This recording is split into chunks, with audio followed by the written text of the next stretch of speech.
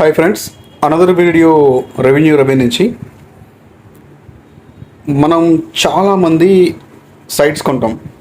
కొంతమంది సైట్స్ కొంటారు, కొంతమంది ల్యాండ్స్ కొంటారు, కొంతమంది బిల్డింగ్స్ కొంటారు.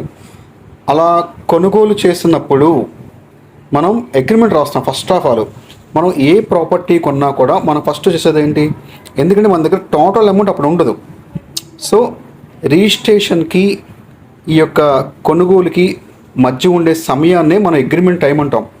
ఆ అగ్రిమెంట్ రాసుకునేది ఎంత వాల్యూకి ఎంత చేయాలి.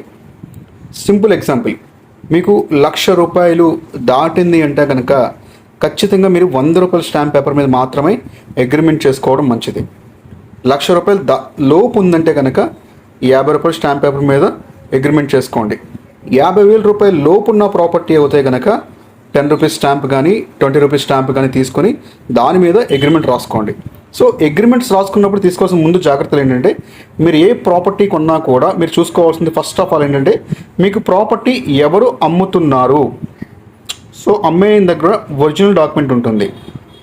ఆ డాక్యుమెంట్ ఒకసారి జిరాక్స్ కాపీ వాళ్ళ దగ్గర తీసుకుని మీరు అమ్మే ఆయన కాదా, మీకు ఎవరైతే అమ్ముతున్నారో ఆ పార్టీ పేరు అందులో ఉందా లేదని ఫస్ట్ చూసుకోండి.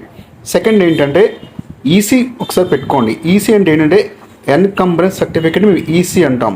ఈసీ ఎందుకు పెట్టమంటున్నానంటే, మీరు ప్రాపర్టీ కొనుగోలు చేయక ముందు మీరు ఏ స్థలం కొన్నా, ఏ బిల్డింగ్ కొన్నా, ఏ ల్యాండ్ కొన్నా కూడా దాని మీద ఏమన్నా అప్పులు ఉన్నాయా, లేకపోతే ఎక్కడన్నా మీరు బ్యాంకుల్లో మీకు అమ్మే పార్టీ ఎవరైతే ఉన్నారో వారు మీకంటే ముందు ఎక్కడన్నా మార్టిగేజ్ చేశారా అనేది ఆ ఈసీలో తెలుస్తుంది.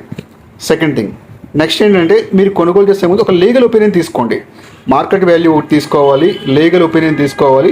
నెక్స్ట్ ఏంటంటే, మీరు కొనుక్కునే ప్రాపర్టీ ఎక్కడ సబ్ రిజిస్టర్ ఆఫీస్ ప్రిమిసెస్లోకి అయితే వస్తుందో ఆ సబ్ రిజిస్టర్ ఆఫీస్ ఒక్కసారి వెళ్ళి సర్వే నెంబర్ ఎలా ఉంది, డోర్ నెంబర్ ఎలా ఉంది, రిజిస్ట్రేషన్ అవుతుందా అవ్వదా, దాని మార్కెట్ వాల్యూ ఎంత ఉంటుంది, మీరు కొనుగోలు చేసిన తర్వాత రిజిస్ట్రేషన్ ఖర్చులు ఎంత అవుతాయి ఏంటనేది ముందుగానే ఒక ఫైనలైజ్ చేసిన తర్వాత అప్పుడు మీరు అగ్రిమెంట్ చేసుకోండి.